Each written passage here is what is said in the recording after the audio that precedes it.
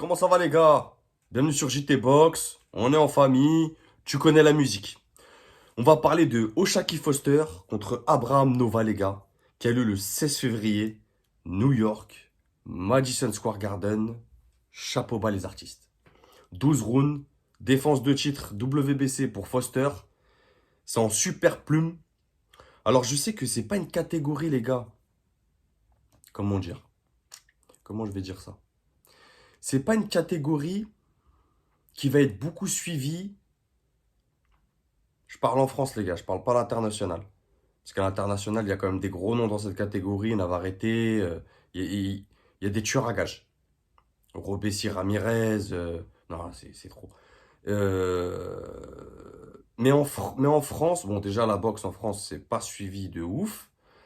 Mais c'est des catégories, si tu veux, je trouve qu'on passe à côté de quelque chose. Tu vois, vraiment, il y a des grosses guerres, il y a des gros combattants. Et ça me tenait à cœur de mettre ce fight en avant.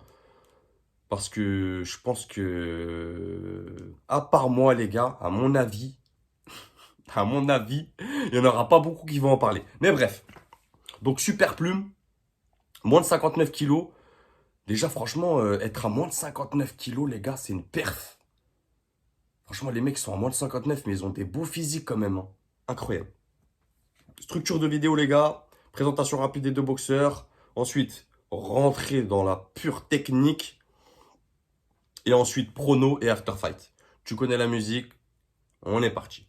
Donc, Oshaki Foster, top 2 chez BoxRec, top 11 pound for pound. Les gars, écoutez ce que je vais vous dire. Il y en a beaucoup qui ne doivent pas le connaître. Et déjà, il est top 2 de sa catégorie. Le premier, c'est Navarrete. Il est top 11 pound for pound. Pour te donner un ordre d'idée, chez BoxRec, Teofimo Lopez, il est top 14. Voilà, comme ça te donne un aperçu du pédigré de l'animal.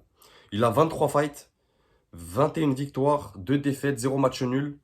Parmi ces 21 victoires, il a 12 KO 12 victoires avant la limite. 134 rounds dans les pattes. Donc c'est pas 134 rounds alors qu'il est passé pro en 2012. C'est pas beaucoup, tu vois. Il a 30 ans. Donc ça commence à faire une bonne carrière là déjà en professionnel. Et il a que 30 ans. Ça veut dire il peut encore faire, tu vois, dans ces catégories-là, je pense, encore 4 5 ans, facile. Son dernier, droitier, les gars, 1m74. Son dernier fight contre Eduardo Hernandez, surnommé Rocky Hernandez. Une dinguerie, les gars. En octobre 2023, qui remporte TKO au 12e round. Quel fight, les mecs. Quel combat de fou. Pour moi, il perdait au point. Et il va nous faire une dinguerie dans le 11e et le 12e. Le 11e round, les gars, pour ceux qui ne savent pas, je sais qu'il est considéré comme certain pour le round de l'année en 2023. Si vous avez loupé ce fight, mettez pause là. Mettez pause. Voilà, pause. Allez, vous ouvrez notre page. Oshaki Foster versus Eduardo Hernandez. Vous matez ça, les gars, les 12 rounds. Un petit bijou. Et après, vous revenez, tu connais. Il a fait 2 fights en 2023, donc actif. Actif quand même, actif, actif. 2 fights en 2023, c'est pas mal, c'est pas mal. Ça reste un boxeur actif. Ensuite, Abraham Nova. Top 35 chez BoxRec. Il a 24 fights. Il a 23 victoires. Une défaite par KO. Infligée par Robesi Ramirez. J'y reviendrai. 0 match nul. Sur ses 23 victoires, il a 16 victoires avant la limite. 112 rounds dans les pattes. Il a commencé sa carrière pro en 2016. C'est super tard alors qu'ils ont le même âge. Ils ont 30 ans les deux. Donc, droitier, 1m75. Ils font à peu près la même taille. Son dernier fight, c'est contre Jonathan Romero. Il lui met un KO à la 3e reprise, les gars, expéditif. Il lui a pas laissé il lui a pas laissé le temps de s'exprimer. Franchement, c'était rapide. En juillet 2023, donc ils ont à peu près ouais, 3 4 mois d'écart de combat. En gros, ils ont à peu près les mêmes mois d'écart pour recombattre. Donc ça va, tu vois, il y en a pas un qui va souffrir de manque de ring ou quoi que ce soit, c'est à peu près les deux pareils. Il a deux fights en 2023, pareil, donc actif. Là, on va rentrer un peu dans la technique, les mecs. O'Shaquie Foster, pour moi, c'est une pépite. Franchement, je le classifierais même d'élite dans sa catégorie. Pour moi, tu vois, il y a des paliers en boxe. Et lui, c'en est clairement un. Il gère la distance, les gars. C'est incroyable. C'est fou. Il frustre les adversaires. Si tu veux, c'est le boxeur que tu n'arrives pas à toucher, que tu cours derrière sans arrêt. Et il a tellement un bon jeu de jambes et un coup d'œil extraordinaire que tu crois que tu vas le toucher. Et au dernier moment, petit pas de retrait, où il est suffisamment loin pour te faire une bonne remise. En plus, il a la limite du shoulder roll, tu vois. Un peu de profil. Non, c'est une galère. C'est une galère à boxer, franchement. Et il est rapide. Il est très, très, très rapide, les gars. Très rapide avec un jeu de jambes, du tonnerre. Gros coup d'œil. Il a un très, très bon jab. Il a un très bon bras avant. Qui va beaucoup gêner. Qui est très rapide. Remise. Un très bon contreur. Tu vois, il allie le son de jeu de jambes, son coup d'œil et sa rapidité.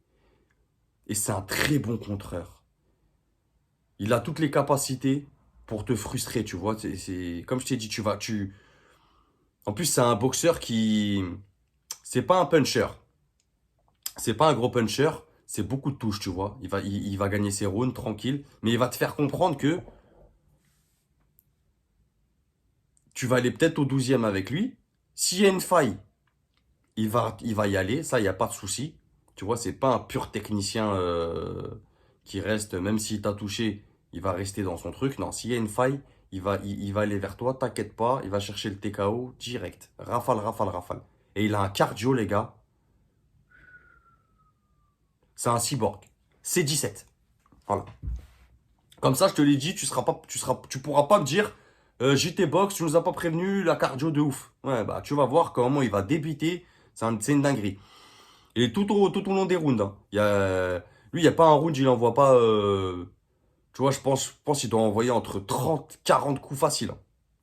Tu vois, toucher, les gars, toucher. C'est très intelligent, une boxe très intelligente, incroyable. C'est un gros contrôle, comme je t'ai dit. Il frustre les adversaires. C'est un gros contrôle avec des touches. C'est solide aussi. Il a pris des gros parpaings, des grosses golden et il bronche pas. Franchement, très très beau boxeur, les gars. Très beau boxeur à regarder. Maintenant, Abraham Nova. C'est quelqu'un qui travaille très bien. Tu vois, gauche-droite en ligne. Quelqu'un de très académique, très scolaire. Il a un bel uppercut du droit.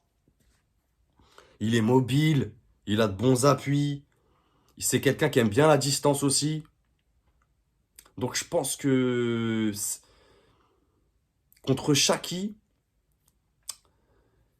va le forcer à se rapprocher, tu vois. À boxer en avançant. Et Shaki, il aime bien ça quand les boxeurs ils avancent sur lui. C'est là qu'il kiffe, tu vois, qu'il peut développer tout son art. Je pense qu'il va le cueillir avec des jabs, des séries et repartir. Abraham Nova, je pense qu'il va avoir du mal à le toucher. Il est plus lent quand même qu'un Shaki Foster. On va pas se mentir. Attention, Abraham Nova, c'est des bonnes accélérations aussi. Tu vois, c'est. Par contre, attention, c'est. Il a pas fait beaucoup de 12 rounds. Je crois même que c'est son premier 12 rounds. Vous me direz, les gars, si je dis des conneries. Même contre Robessi Ramirez, je crois que c'est un 10 rounds. Je crois que c'est un 10 rounds, hein. Au Madison Square Garden, d'ailleurs, les mecs. Robessi qui le met KO, d'ailleurs, à la 5e reprise. Donc, il a pas énormément de cardio. Tu vois, on le voit dès qu'il commence à arriver 4e, 5e et que ça devient dur. Il commence à avoir les mains basses, les mains trop basses. Et ça peut être dangereux, tu vois. Contre un Shaki Foster qui, lui, a un cardio illimité quasiment. À mon avis, il va lui mettre des combos. Il est pas prêt, l'Abraham Nova, tu vois. Il est pas très précis aussi dans les échanges. Tu vois, quand il va être au corps à corps ou à mi-distance, c'est pas très précis. Ça manque de cardio. C'est beaucoup de bras avant. Il va beaucoup mettre son bras avant, tu vois. Son bras avant du gauche. Beaucoup, beaucoup de bras avant pour gêner ou pour cadrer ou pour prendre la distance. Donc ça, je me dis, je sais pas s'il va autant le faire avec Oshaki Foster. Parce qu'avec un Oshaki, si tu commences tu vois,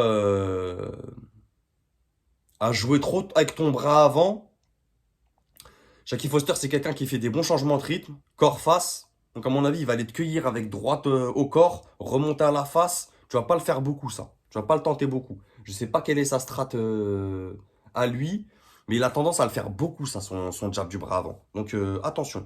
Et c'est pas un jab du bras d'avant pour t'arrêter, tu vois. C'est vraiment un bras avant, genre, je gêne, tu vois. Tu vois, je contrôle, je gêne, mais avec son manque de cardio et tout, j'espère qu'il va s'économiser. Mais c'est un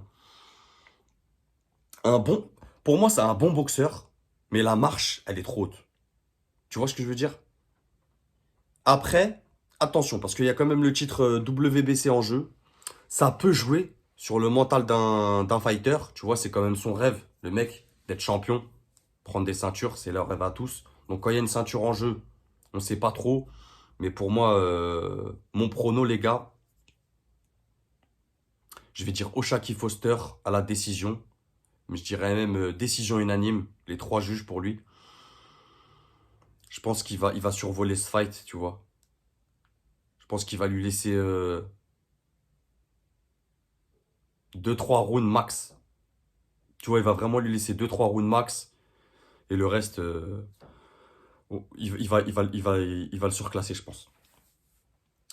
Et l'after fight après, pour Oshaki Foster, bah là, pour moi,